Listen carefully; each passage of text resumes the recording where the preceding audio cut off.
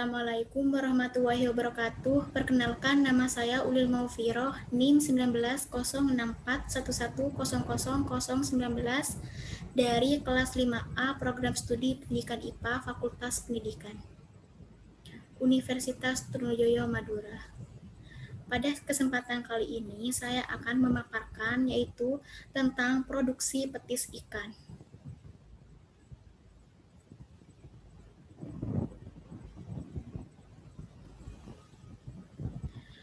Nah, petis merupakan komoditi hasil pengolahan ikan atau bahan lainnya yang cukup dikenal oleh masyarakat, terutama dalam masyarakat yang letaknya di Pulau Jawa dan Madura, dan biasanya digunakan sebagai lauk pauk atau campuran makanan rakyat yang khas.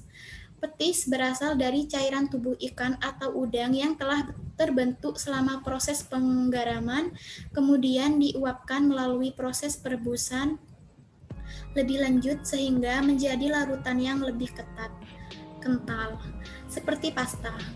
Petis juga merupakan salah satu produk yang umumnya digunakan sebagai campuran dalam masakan. Pada dasarnya, petis merupakan produk pangan yang awet karena kadar gulanya yang cukup tinggi atau seperti halnya kecap. Karena seringkali bagian orang menambahkan olahan petisnya dengan gula merah yang sudah dijadikan karamel dalam proses pembuatannya. Umur simpan petis antara 3 sampai 12 bulan, tergantung dari proses pengemasan dan penyimpanannya. Ciri-ciri petis yang baik adalah berwarna cerah atau tidak kusam, umumnya berwarna coklat, kehitaman, dan rasanya agak manis, berbau sedap, kental, tetapi tidak sedikit encer daripada margarin. Baik, selanjutnya. Petis adalah pelengkapan dan penyedap dalam masakan Indonesia. Petis berbahan dasar makanan laut seperti ikan, kupang, atau udang. Petis sendiri memiliki tampilan seperti pasta dengan warna coklat cenderung hitam. Ada berbagai macam rasa petis yang beredar di masyarakat. Tapi di Jawa Timur, rasa yang paling umum adalah petis yang sedikit manis dan petis yang cenderung asin. Berikut ini adalah jenis-jenis petis yang berasal dari Pulau Jawa. Petis Madura memiliki bentuk dan rasa yang berbeda dari petis Jawa Timur. Petis Madura memiliki warna merah kecoklatan dan rasanya asin. Hal tersebut disebabkan oleh bahan dasar petis Madura, yakni ikan tuna dan kerang bambu. Selanjutnya tujuan. Tujuan dari pembuatan petis sebagai bahan penyedap makanan yaitu 1. Sebagai lauk pauk atau campuran makanan yang khas. 2. Mengetahui sumber bahan baku pembuatan petis ikan. 3. Mengetahui proses pembuatan petis ikan. Baik, selanjutnya di sini saya menggunakan 3 sumber bahan dasar teorinya. Petis merupakan salah satu jenis bumbu masak dan bahan campur pada berbagai jenis kuliner seperti rujak petis, rujak cingur, tahu bumbu petis, dan lain-lain. Petis adalah produk berbentuk pasta menyerupai bubur kental, liat dan elastis berwarna hitam atau kecoklatan. Tergantung jenis bahan baku, bahan tambahan dan bahan pengisi, dan tergolong produk pangan bertekstur setengah padat atau intermediate moisture food, yaitu menurut Astawan 2004. Selanjutnya, petis merupakan produk yang menyerupai bubur kental, liat, dan elastis, berwarna hitam atau coklat tergantung dari jenis bahan baku yang digunakan. Produk ini digunakan sebagai perangsang makanan atau bumbu masakan yang sedap dan bergizi karena memberikan rasa gurih pada makanan. Petis memiliki tekstur semi padat dan diberi penambah bumbu-bumbu dan gula sehingga warnanya menjadi coklat pekat dan rasanya manis. Rasa gurih pada petis disebabkan karena adanya kandungan asam glumet. Itu menurut Fauzi et al. 2016.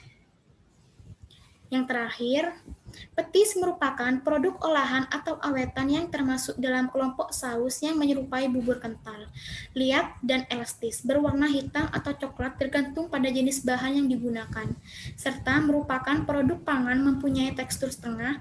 Penggunaan petis dalam makanan tradisional banyak digunakan sebagai bahan tambahan dan dalam olahan yang dapat memberikan cita rasa yang khas. Itu menurut Rahmawati 2013. Selanjutnya, nah di sini ada metode percobaan. Alat dan bahan yang digunakan seperti alat 1. Wajan, 2. Pengaduk atau spatula, 3. Kompor, 4. Toples atau wadah petisnya. Bahannya yaitu yang pertama gula merah, garam, bawang putih, tepung tapioka, tepung terigu, air rebusan ikan, dan cuka. Selanjutnya,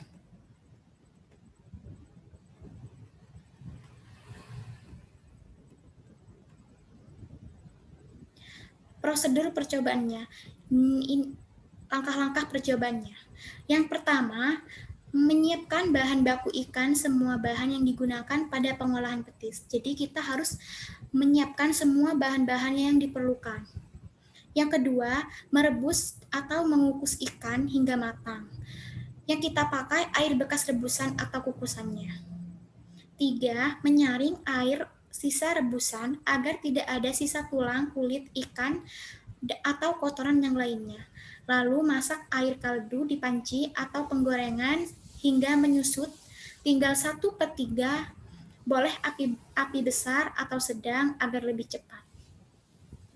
Yang keempat, menambahkan cuka dan gula merah yang sudah disisir supaya cepat larut. Pakailah api sedang saja hingga mendidih.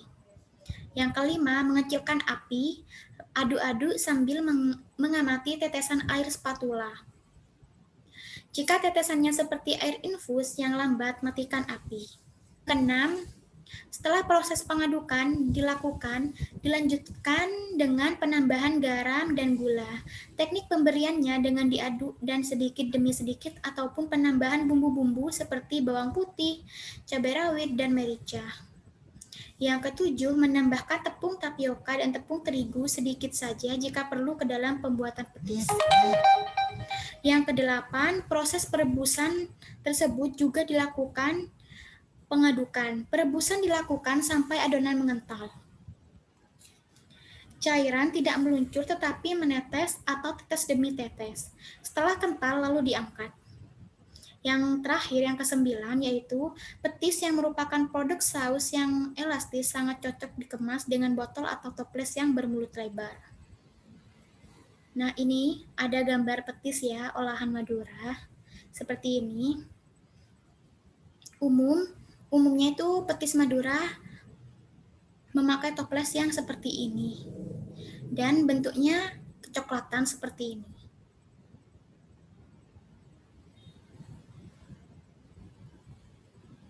Dan yang terakhir, daftar pustaka. Baik, hanya itu saja yang bisa saya sampaikan. Mohon maaf jika banyak kurangnya. Terima kasih. Wassalamualaikum warahmatullahi wabarakatuh.